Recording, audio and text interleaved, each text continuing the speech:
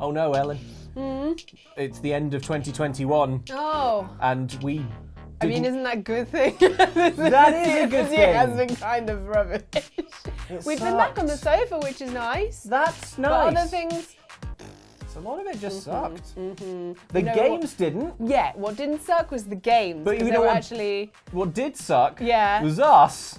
Because not covering them. There are loads of great games that we played this year that for one reason or another we didn't cover at all on the channel. Either because there were a lot of other games coming out that we thought people would be more interested in. Or we were busy or on holiday or something. So this is a video to sort of make it right. Yes. To give us an opportunity to gush about some games that we played this year, but haven't actually had an opportunity on the channel to talk about. So I don't think there are any sort of incredible indie gems on this list, because even of those games that we didn't cover but did play, there's a huge bigger pile of games I wanted to play but haven't got around to. But they are games that we played and didn't cover on our video game channel. Oops. So there's the thumbnail.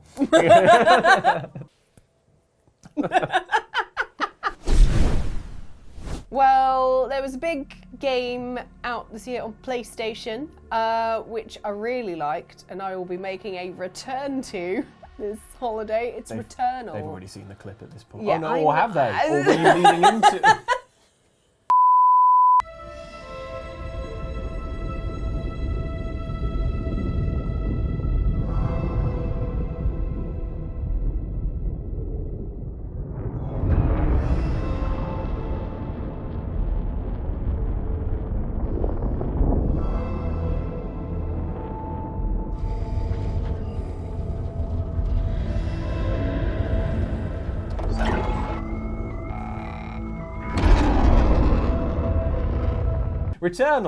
Returnal. It's good. It's tricky. It's hard. Yeah. You know. I didn't finish it. Did you finish it? I've not finished it. I've no way finished it yet. But I've done a few kind of like decent runs on it. Okay. But for those of you who don't know, Returnal is like a roguelike game where you have to try and get through it all in one go without dying.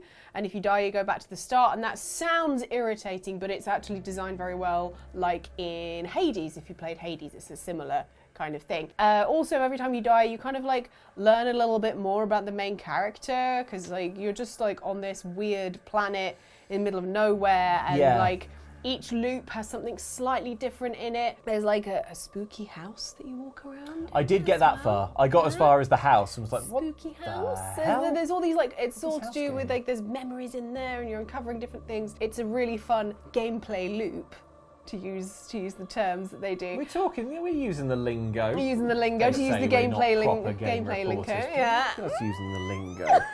Roguelite. Gameplay loop. Yeah. Core mechanics. It's one that I'm thinking about saying later. Yeah. Gun feel. How about that? Actually, talking about the gun feel, the guns do feel great because you're constantly given different things to play with. Like when you die, you lose all your stuff, but they throw different things at you, and it just means that you try out different ways, different approaches. I really like the design of the enemies. They're all kind of squiggly, and sometimes like if there is something like really squiggly, it's a little bit busy and you think, oh gosh, like what even is this? But everything is very identifiable. It's not oh god, it's just another squiggly monster. You kind of like have an idea of what you're facing as soon as you see a shape in the distance. You're constantly going through new loops, having different weapons with different augments on it. You can like adapt and change your weaponry to give them different bonuses that you find lying around. But you get to feel a feel for certain weapons that you can count on, and you like certain upgrades. You're like, oh, I like this oh, good, one. good. This is going to be a good run. Yeah. Do you know where I fell off? Where I fell off with this game was I played it for a number of hours, but just could not click with the fighting. And the thing is, it's got that a Gears of War style active reload thing, hasn't it? Where you have to reload when you fire off all your rounds. There's a in the middle of the screen, and then if you have to reload in the middle. It's fine. Otherwise, your gun jams, and it's the same in Star Wars Battlefront multiplayer as well. Right. So like I could not gel with that. Didn't click. But did you? Managed to. It took a little while for me to go, oh, it's the thing, it's like in Star Wars. Okay. And then I was like, okay, I got it. And a new IP. IP. That's really the other bam, intellectual bam. property. It is always a risk being like, hey, here's a really hard game where if you die you have to start over. But like and when like that will scare some people off. But it's not annoyingly frustrating when you're playing it. Returnal. I will be returnaling to that. And I will be returnally grateful that we did manage to cover it before the year was out. Yay! We did it. Good. We did our jobs. Yeah. Next one. Next. Tick off more games. Ding, ding.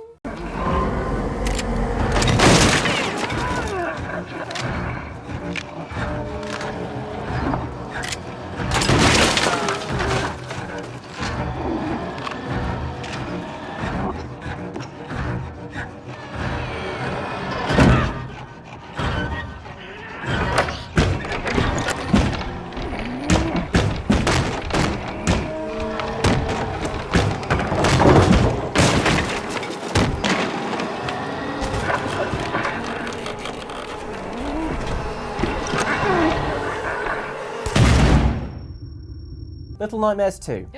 I loved the first one, and Right. I've not played this one yet. So what is it like? Is it as good? Is it better?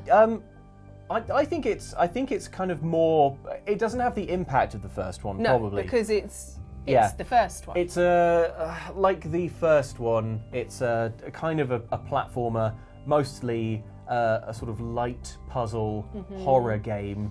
But the atmosphere is just as good as it was. The animations are just as sublime, and the enemies are just as creepy and unsettling. Yay! Your character is so tiny, and it just does such a good job of making you feel like you are a teeny tiny little thing in this world full of horrible enemies. Make noises like.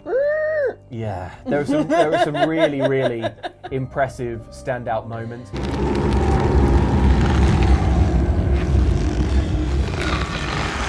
At some points, I found the game a little frustrating because it's a puzzle game, but everything in the game is sort of physics-based. So you're kind of running and stumbling, and you grab things in a kind of clumsy sort of ragdoll way. It's a completely different engine, obviously, but it feels to me a little bit like how it feels to play GTA 5 or Red Dead, you know, that Euphoria engine where you feel like your character is just sort of your character's going stumbling. A little bit too far from where you want it to go. Right? Yeah, exactly. You're like, now stop here, Arthur, and he's like falls down a hill and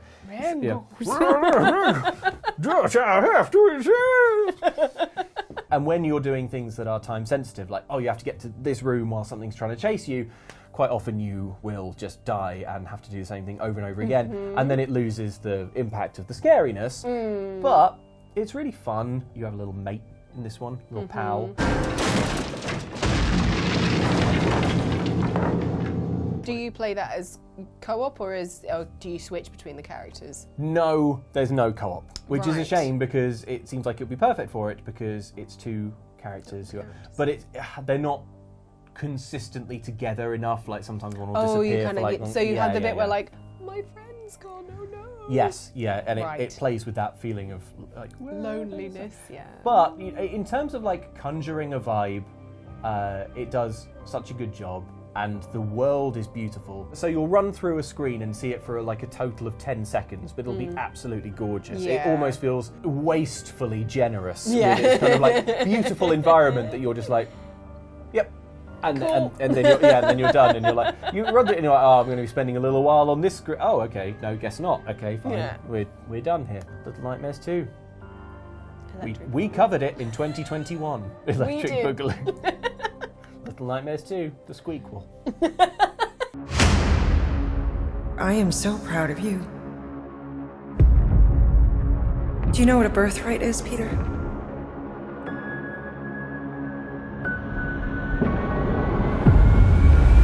Something that's a part of you. Like your name. Gardeners of the Galaxy? What? No, Rocket. So I let Groot fill out the paperwork. Guardians of the Galaxy. Surely sucks because it was so similar looking to that Avengers game that Square Enix made that turned out to not be very fun, right? So I think we all wrote off Guardians of the Galaxy. Well, the thing is, beforehand I was like, I'm Yeah. not really excited about this. We wrote it off, and we were right to do so. Is that right? No, it's actually really good. Oh no! It's actually very good. It's a very solid game with some very interesting mechanics in it because you're a team. There's a lot of... It's not exactly like it, but it reminds me a little bit of elements of Mass Effect, the Mass Effect series, wherein you have your crew. Like, for example, for one of the ones that you will probably have seen if you watched any of the, the conferences, there was a preview and they showed a mission where you have, like, you can choose which of your gang is going to be a monster to be sold to someone that you're then going to break them out and do this whole fun thing. Oh, and can you actually choose? You can actually choose whether it's Rocket or Groot. Impactful choices? It changes, like there's one particularly brilliant bit right near the beginning where Drax is constantly trying to throw Rocket across a ravine. What do you not have time to dawdle in this jungle? I shall hurl the creature over the chasm so he may activate the bridge. I may activate a hole through your face! Rocket's like, don't throw me! And it's That does sound good. You as Peter have to be like, whoa, Star-Lord, of course, calming everyone down and being like, everyone, it's fine, it's fine. Calm down, Rocket, you're going to get thrown. Exactly. Well, you can be like, look, throw him, or no, put him down. We shouldn't throw Rocket. That's fun. I didn't think there would be meaningful choices. Drax, throw him. No! Very well! Peter! It's okay, he'll land on his feet. Ooh, I guess that only applies to cats. And then also, it's not even just in that you have, you're working with your team. So, like in Mass Effect, when you're fighting, you kind of are like telling them what to do a little bit every now and again. So you're like, Rocket, do this thing, you do this thing, Smash him up, Drax! Meet your maker! while you're running around going, Bit sort of Dragon Age-y. Again, Little bit. another BioWare thing. kind of BioWare-y. You can like bring them in for a huddle. Guys, huddle up!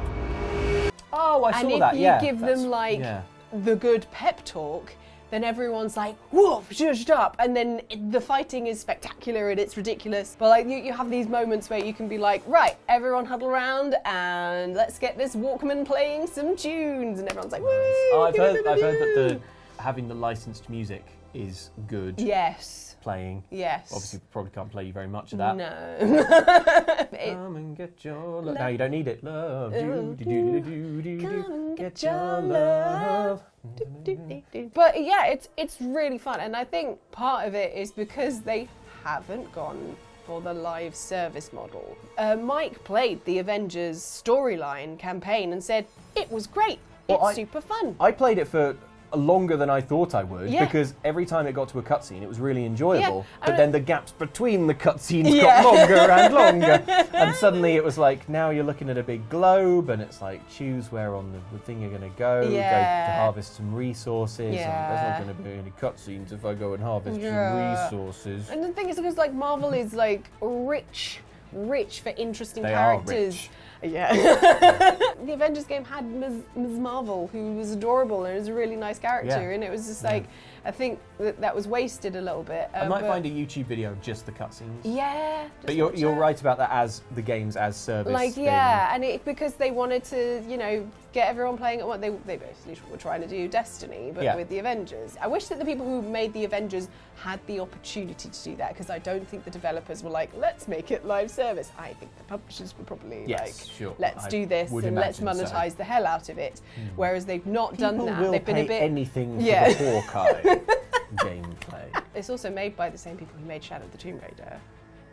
And oh, here we go. Right, axe to grind. it was Avengers that they took Crystal Dynamics off to go on it. Yeah. Right. Hang on. Start from the top. Crystal Dynamics made the first two Tomb Raiders. Yeah.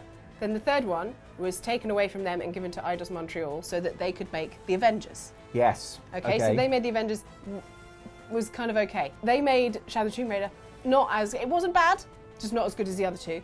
made the Guardians, You say it was all better. the time that it sucks real bad, Shadow of the Tomb Raider. Yeah, it's just like it's a fine game. It's fine. Whoa, No, Ellen. no. But remember, I said like it's not a terrible game. Here's a clip. I've actually finished it. Wow, well done. I finished most of it in the first weekend that it came out. Basically, I wasn't well, so I was like, I've got an excuse to stay indoors for a few days, so I'm gonna play this. Yep. Oh no. Oh no. That's what you don't get in a written review. Written some reviews in my time, and it's very hard to get across what you can get across in a simple face and a noise. There it is.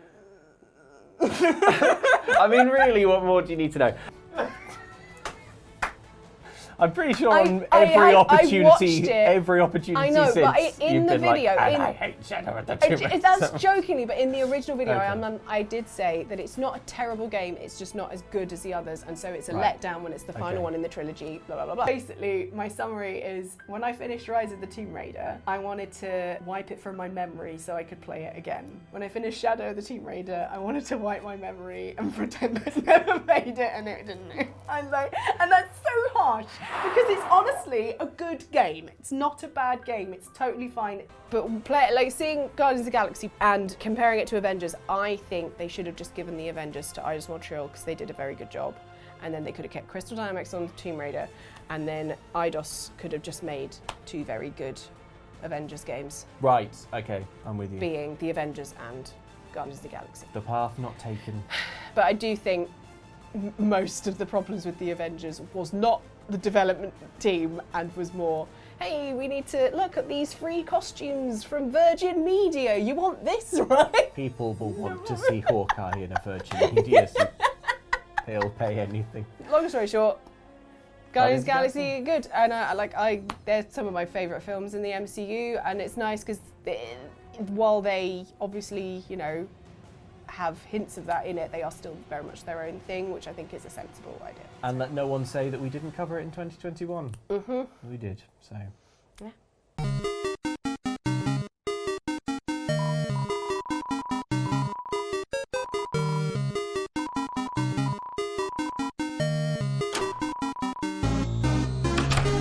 Ellen, I know you've played Undertale. Yeah, I played Undertale for the first time this year, and Good, innit? freaking loved it. I was like, oh, I get it. I always got it. I understood why people liked it, but then I was like, oh, I really get it now. So, A masterpiece. And I think a lot of people played Undertale. yeah. And then Toby Fox came back with another game that's sort of in the same universe, or is it? Big questions. Deltarune Chapter 1. And that came out a few years ago now. Yeah. And I played it, very much enjoyed it. And that was lovely. Yeah, we talked about it in Show the Weekend. We talked about it, but wouldn't you know it, that this year, Deltarune Chapter 2 came out.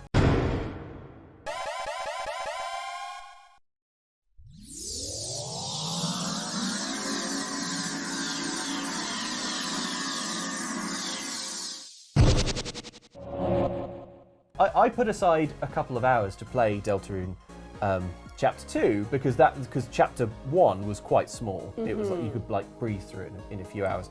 Chapter 2, a lot more fleshed out, quite a lot more substantial, probably over twice as long as Chapter 1, I would say. It takes you to some wonderful new locations with possibly one of the greatest villain characters in any video game I've ever seen, in the form of Queen.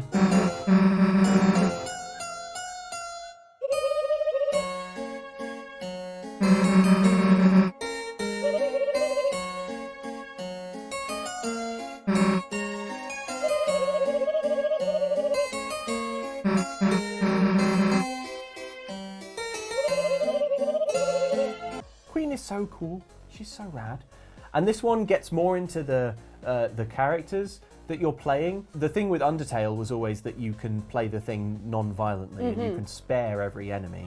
That's what I did. I was like pacifist. Yeah. I'm going to say all the things and try and work out how to make them not hit me and me not hit them. And it's a more interesting way to play the game because you're not just doing the RPG fighting, you're getting the funny writing as you find amusing ways of disarming every enemy and winning them over. Deltarune keeps that mechanic, but it has basically souped up the combat. So instead of just facing an enemy in a quite straightforward, simple screen, you now have like a slightly more sophisticated RPG turn-based system, but it manages to keep the feeling that you are finding creative ways to get around every enemy.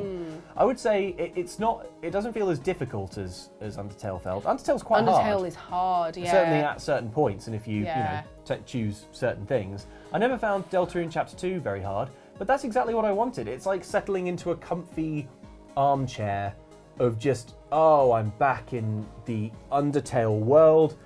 The writing is really funny. There are so many just little moments that really make me laugh. It's the same kind of very, very video game literate meta commentary on the genre. There's a wonderful moment where you find come up to a split in the road, and a member of your party is like, okay, I think we should split up. Hey, main character, Chris, who do you want to be on your team? But then when you make your choice, one of the other characters is like, why does Chris always get to choose? Me and Rousey are going off this way, and they go off by themselves, and you're just left on your own, like, oh. And it's packed full of lovely little moments like that are so well written and so brilliantly animated. The music continues to be tremendous. It packs so much heart into something that just revels in how crude it looks and how crudely it's animated. It's just wonderful, and it's proof, not that we needed it, that graphics are not necessary. The only problem is that now Chapter 3... Come on. Yeah. There's an argument for saying don't play Deltarune Chapter 1 or 2, wait until another 3. 2 years, but who knows how many chapters there's going to be. So actually just get involved with it now.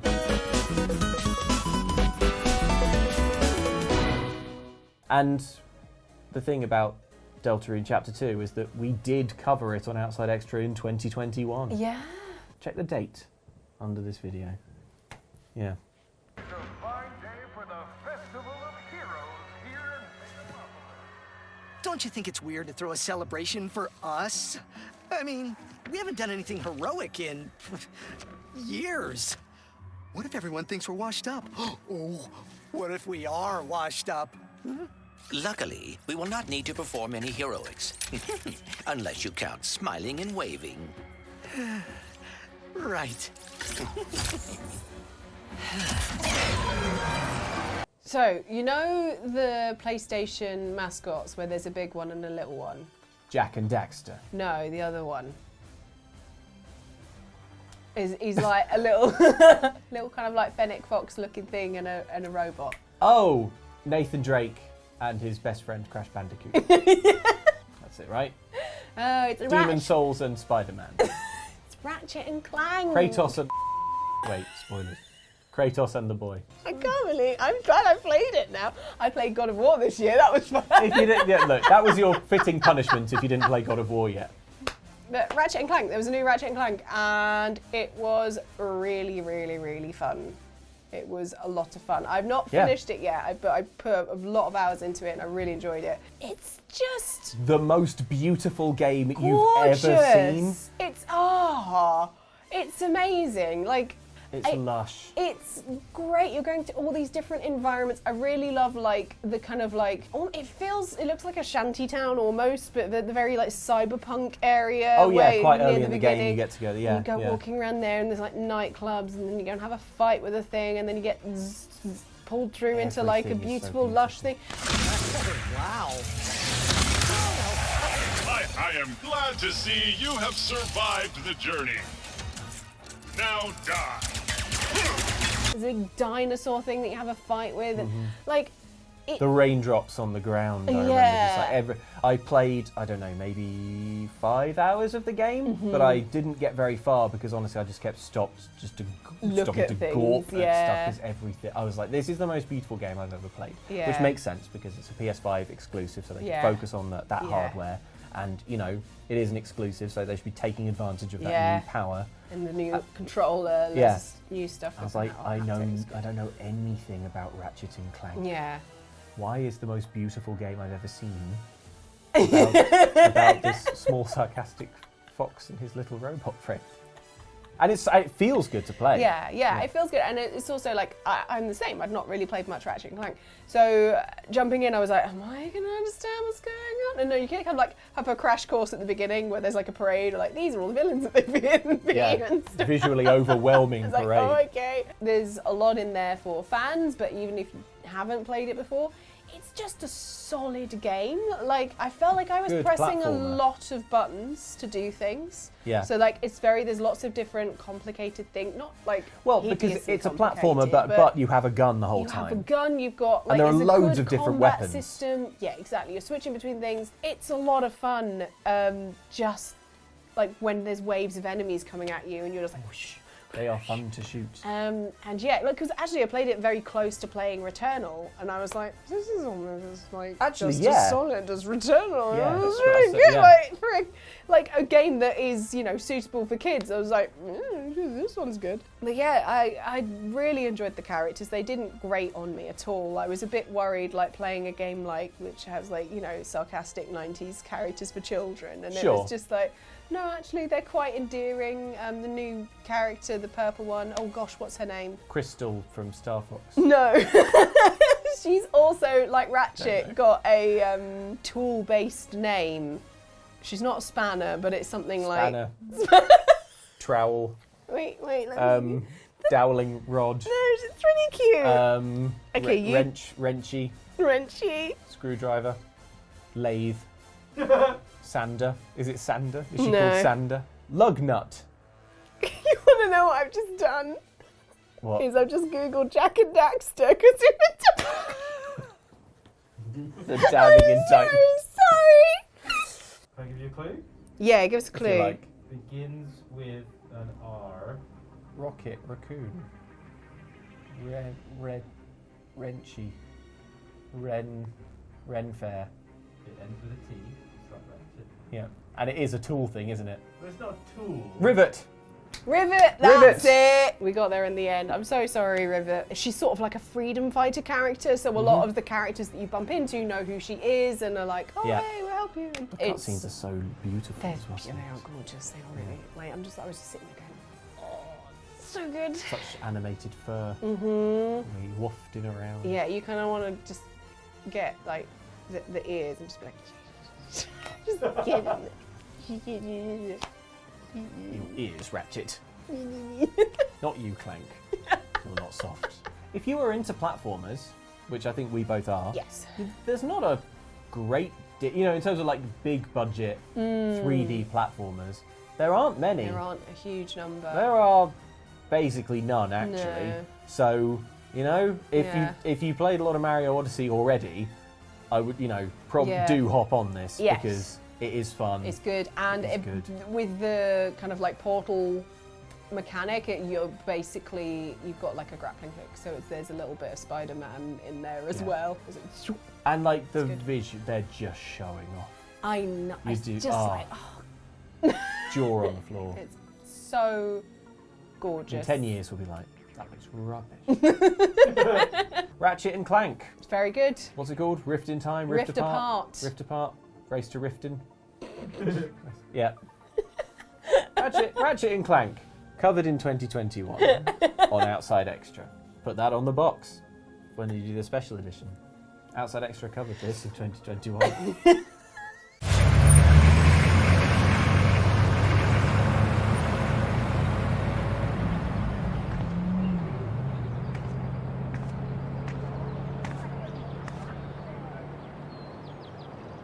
Gabe said to meet him at the bridge. I can't wait to see him. This is the one that I am most upset that we didn't actually cover. Because we did have plans. We had plans. Look, we all had plans for 2021. Yeah. And 2020. Life is Strange: True Colors. It is the latest installment in the drama-saturated Life is Strange series. This one is actually not made by the developers of Life is Strange and Life is Strange 2. It is made by the developer of Life is Strange Before the Storm, which was the spin-off game, the spin-off prequel. True Colors takes place in this small town, tells the story of a woman who moves to that small town to live with her brother. She has had a difficult past, and she has the power to sort of super empathize and detect moods in a kind of color-coded way, and that is absolutely fine. It is just a quite simple gameplay mechanic that is just there to remind you that you are playing a game and not just watching a sort of Dawson's Creek-esque kind of TV show, which actually really is kind of what you're there for. You're there for the story. There were moments when I was playing it where I thought, I wish there was a little more game in this game, if that makes sense. Like, it is pretty light on video gamey stuff, but it is very heavy on Life is Strange aesthetics and vibes. It has the crucial Life is Strange ingredient, which is that it is a story about very hip and trendy people that feels like it was made by people who were very hip and trendy like a few years ago. and some of the stuff hasn't slightly been updated. Because Life is Strange, and I say this with all love, and it is one of the things I love about it, but the original Life is Strange and stuff was oft lambasted because the teen character Chloe is like, hella cool. She says hella a lot. Hella. As if that's something that hella lot. as if that's something that the kids are saying. You are going to get in hella more trouble for this than drugs. For example, there's your sort of cool character Alex. One very early scene sees her waxing lyrical and enthusing about a hot vinyl track by Kings of Leon, and I'm like, really though? Kings Maybe of in Leon? like 2007. Yeah, it's like I love it. I'd happily sit and listen to Kings of Leon. Yeah. It's good. But that's because Life is Strange is made for people our age. Yeah, vinyl does sound better. There is a certain quality to the sound that you just don't get, and I'm glad that this teen gets it. This young person isn't on TikTok. They're playing Radiohead on their acoustic guitar, and it's in a way it's a sort of wish fulfillment for aging people like me that the things that were cool when I was young are actually still cool. So it's ridiculous, really. But it tells a lovely story. Doesn't outstay its welcome. It's quite short, short and sweet. All Life is Strange fans, me included, we're still chasing the ultimate high that was Life is Strange 1, which sort of came into the video game world like a wrecking ball and was such a revelation because there just weren't games like that. At the time, rewinding mechanic was so fun and so cool and so clever. And it's not that. It's not. Maybe nothing ever will be again. But if by this point, if you have enjoyed Life is Strange before, then you will like it. And if you are looking at this and thinking, I absolutely have no interest, it won't surprise you. So yeah, really enjoyed it. True colours. Good. Is it shining through? Yeah, that's exactly the kind of thing that someone in Life is Strange True Colours would be like, hey, yeah, I love the song True Colours. Cyndi Lauper is better than TikTok. Yeah. Ariana Grande? Who's that? Who's that? No way. I like Madonna. I would rather listen to Green Day's Dookie. Yes. In this town, which is a small mining town, of there's a population of 3, and there is an independent record store with its own radio channel, and I'm like, amazing. Who's buying enough vinyl? No one. It's just a vibe. The game, the whole series is just a vibe, and if you like that vibe, it's good. Speaking of vibe, wait. Life is Strange True Colours. We covered it in 2021. And speaking of vibe, you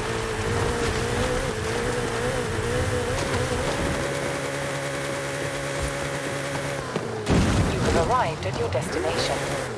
Forza Horizon 5 is not a game that I was expecting to spend a lot of time with, and I have sunk a lot of hours into it actually, and find it very, very enjoyable to play.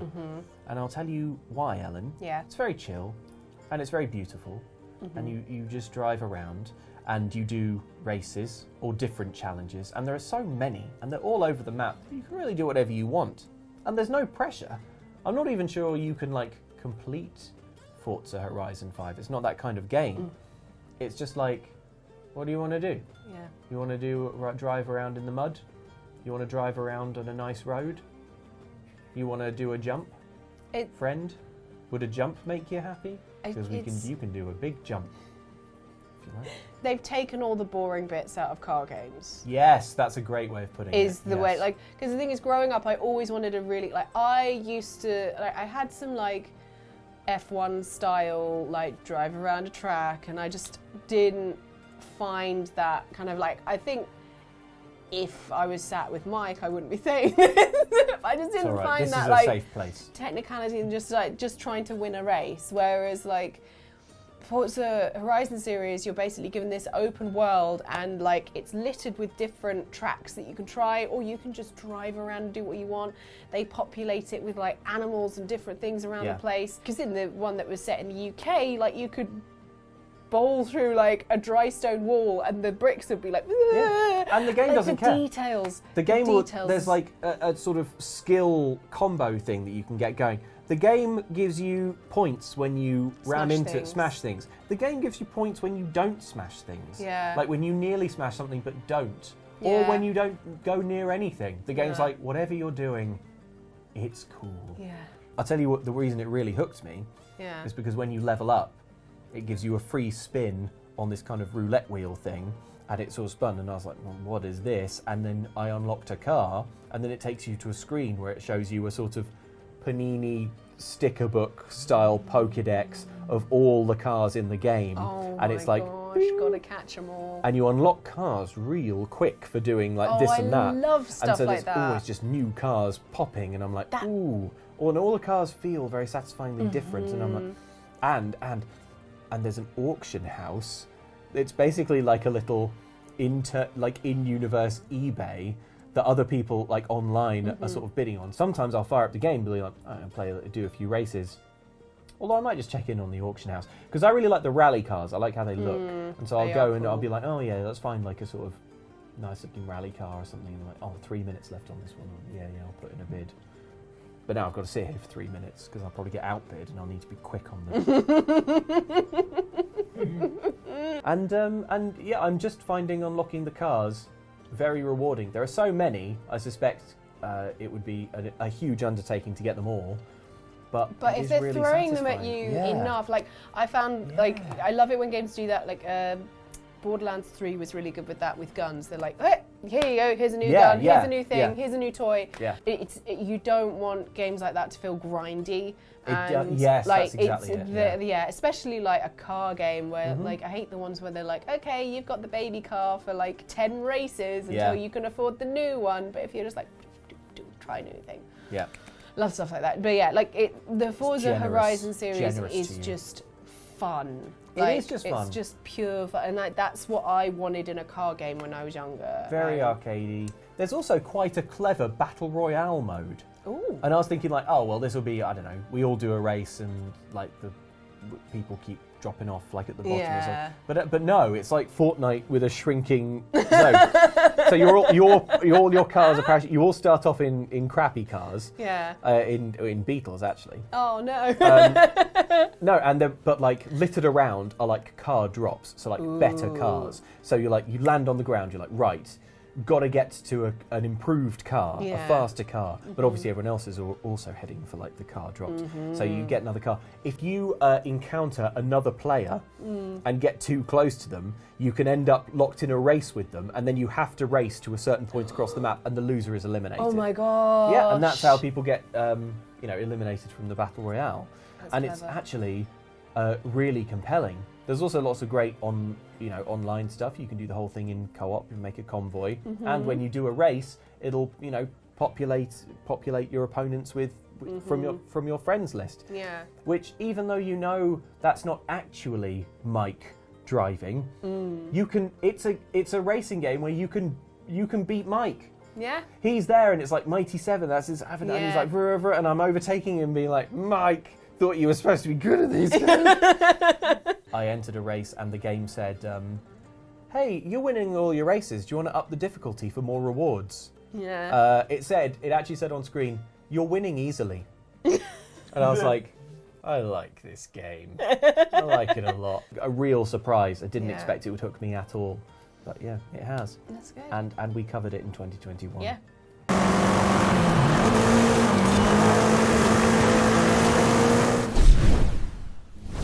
those are some of the games in 2021 that we didn't cover. But now we have. Done. Tick. Bam. Yeah. Got it. There were some games on this list that I was like, oh, I'd quite like to talk about, like, Inscription or Ace Attorney Chronicles or Jurassic World. And then I remember, no, we did cover those. We briefly showed them, so they are not eligible for this list. It's been a good year. Really good games this year. I'm very excited for next year as well. Freaking Elden Ring in February. Elden Ring. Man, that is it. Maybe later on in the year, a little bit of Horizon Forbidden West. Breath of the Wild's supposed to be coming out next year. And maybe is Ragnarok? Is Thor Ragnarok gonna be? God of War Ragnarok. Yeah. Oh. I've just got Chris Hemsworth on the brain. It's fine. God of War Ragnarok. Yeah. God of Thor Ragnarok. God of Thor. I can't wait to see what games next year we completely failed to cover on Outside Extra, because and all not anyone forget, we just ran wants out to of watch time is Among Us over and over again. Yeah. Should we play a game or should we count all the Pokemon? Let's count all the Pokemon. That actually sounds more fun. Well, thanks for watching. Thanks for supporting us this year. We really appreciate it. It's been a lot of fun. It's been weird at points, but we've been back on the sofa for a little bit now, which is nice. I've got a sneeze coming, so wrap this up. Yeah, take care. Sneeze into your elbow as well, don't forget. Thanks. Give us a thumbs up if you liked. Subscribe if you haven't. We'll see you next time. Take care. Happy New Year. Bye. Happy New Year, bye. Here it comes.